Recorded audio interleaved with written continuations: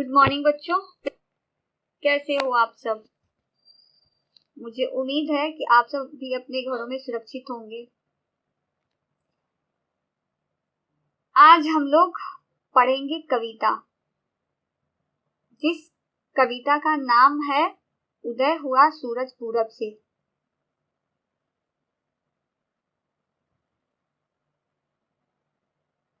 उदय हुआ सूरज पूरब से कविता का नाम है ना। और इसके लेखक हैं द्वारिका प्रसाद महेश्वरी,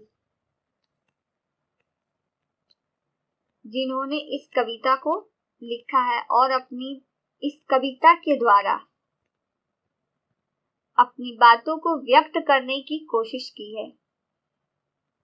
ठीक है, तो आइए हम सब इस कविता को पढ़ते हैं कि वो क्या कहना चाहते हैं इस कविता के माध्यम से।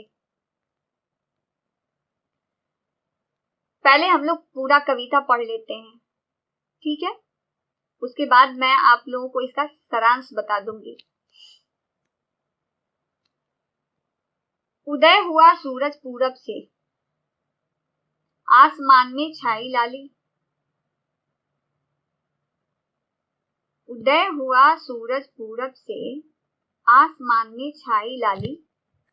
रही न रात ना रहा अंधेरा, रही न रात ना रहा अंधेरा, रही न चंदा की उजियाली। डाल डाल पर बैठे पक्षी, डाल डाल पर बैठे पक्षी, चह चह चह चह चहक रहे हैं। खिले कुसुम मुस्काई कलियां, सारे उपवन महक रहे हैं। खिले कुसुम मुस्काई कलियां, सारे उपवन महक रहे हैं।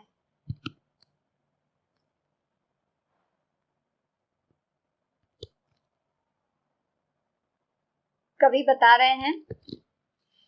फिर हम लोग तीसरा पंक्ति पढ़ेंगे, उसमें वो क्या कहना चाहते हैं।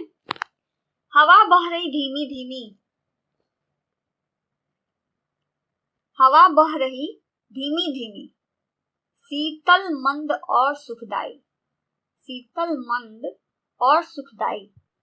जाग गए हैं खेत बागवन, जाग गए हैं खेत बागवन, पेड़ पेड़ लेता अंगड़ाई, पेड़ पेड़ लेता अंगड़ाई। ठीक है, फिर हम लोग लास्ट वाला जो पंक्ति है उसमें पढ़ते हैं कि उसमें वो क्या कहना चाहते हैं। कण कण पर बिखरे हैं मोती, कण कण पर बिखरे हैं मोती, कण कण बिखरी कितनी मड़ियां। वो बता रहे हैं कि कण कण पर बिखरे हैं मोती, कण कण पर बिखरी कितनी मड़ियां। कितनी मोहक कितनी सुंदर, कितनी मोहक कितनी सुंदर,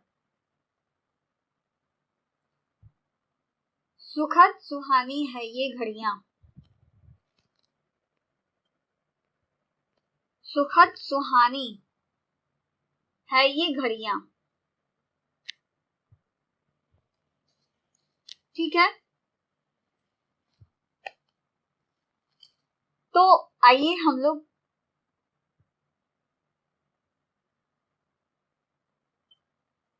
इसका पहले भाव समझ लेते हैं। ठीक है, एक कहानी टाइप का जो होता है वो हम लोग जान लेते हैं, फिर मैं आप लोगों को इसका अर्थ बताऊंगी। तो मैं आप लोगों को भाव पहले इसका बता रही हूं कि ये उस समय की बात है जब सूरज पूरब से निकलता है ना, और आसमान में देखते हैं ना चारों तरफ रोशनी फैल जाता है। कैसा, खूब तेज वाला भी नहीं है ना, एक लालिमा टाइप का है ना, जो हम मनुष्यों के लिए ही नहीं, हम इंसानों के लिए नहीं, पूरी प्रकृति के लिए वो क्या होता है, बहुत ही फायदेमंद, बहुत ही फायदेमंद है। ठीक है, उसकी जो रोशनी है, उसका जो प्रकाश है, सुबह की बेला जो है वो बहुत ही आनंदमय होती है ना, आनंददायी होती है। उस वक्त आप लोग देखना कि जब सूर्य का जो पहला धूप जब निकलता है सुबह में लाल वाला, तो उसको जिसको हम लोग अपनी नजरों से देख सकें, है ना, जो पूरी तरह से जिसे हम लोग देख लें, उसे ज्यादा तेज निकलने पर तो हम लोग देख भी नहीं पाते, आंख ही चमकने लगता है, आंखों के आगे अंधेरा जैसा छा जाता है, तो वो वाला नहीं, है ना। तो कवि जो है वो उस समय की बेला वाला बात बता रहे हैं कि उस समय लोग जो है, उस समय सब लोग बिस्तर छोड़ देते हैं, बल्कि उसके पहले ही बिस्तर छोड़ देना चाहिए। मैं तो ये कहूंगी कि सूर्य निकलने से पहले ही बिस्तर को छोड़ देना चाहिए, और सभी लोग अपने अपने कामों में लग जाते हैं, है ना। मैं आप लोगों को एक बात बता दूं, सूर्य से संबंधित यानी कि उसकी रोशनी से संबंधित जानकारी के लिए मैं आप लोगों को बता रही हूं कि सूर्य जो है वो हम लोगों को सूर्य के निकलने से पहले ही बिस्तर छोड़ देना चाहिए। ठीक है, तो इसे हम कहते हैं कि सूर्य को जगाना, यानी कि हम लोग सूर्य को जगाते हैं, है ना। और सूर्य हम लोगों को जगाता है कैसे भाई, हम लोग सोचेंगे, तुम लोग सोचोगे ना कि भाई सूर्य हम लोगों के पास तो कभी आता नहीं है, तो भाई हम लोगों को कैसे जगाएगा सूर्य, है ना। तो सूर्य का जगाना का मतलब ये नहीं कि वो हमारे पास आकर ही जगाए, नहीं, वो अपनी रोशनी के द्वारा, जैसे मान लो कि हम लोग देर तक सोए रह गए, तुम लोगों में से कोई देर तक सोया ही रह गया, तो वो उसकी रोशनी जो हम पर पड़ती है, तो उसे हम क्या कहते हैं, सूर्य हम लोगों को जगाता है। इसे ही हम लोग कहते हैं कि सूर्य हम लोगों को जगाता है ना। और हम लोग सूर्य को कब जगाते हैं, यानी कि सूर्य निकलने से पहले जो बिस्तर छोड़ देता है, तो वो हो गया कि सूर्य को जगाने, यानी कि हम लोग सूर्य को जगाते हैं, है ना।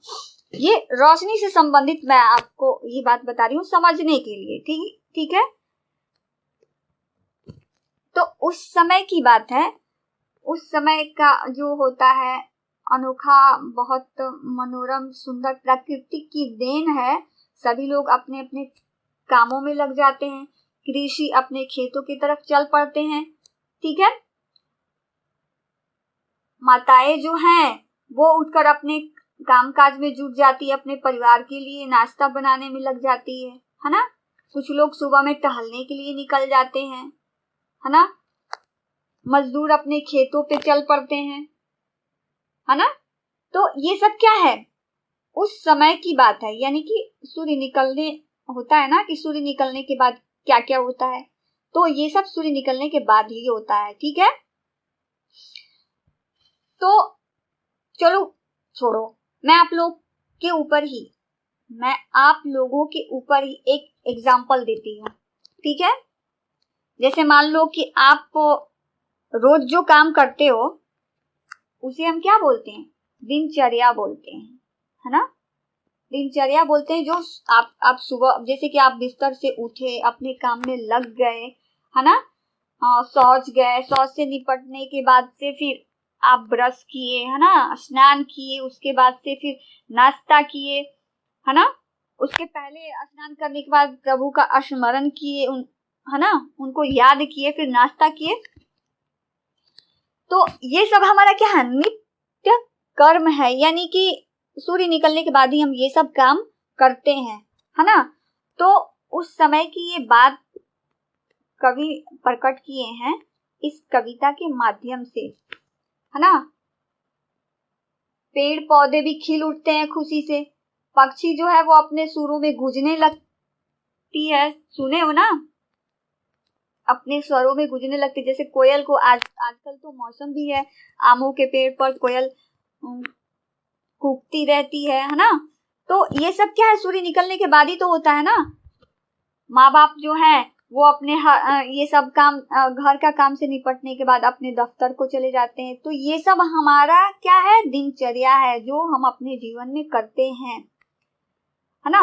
तो उस समय की बात है कि सूर्य की जो रोशनी निकलती है वो हमारे लिए सूर्य की रोशनी से संबंधित मैं आपको उसके पहले एक और बात बताना चाहती हूँ कि सूर्य की रोशनी जो है वो हमारे लिए बहुत ही फायदेमंद होती है। कैसे भाई, पूछोगे ना कि सूर्य की रोशनी से हमें क्या फायदा हो सकता है।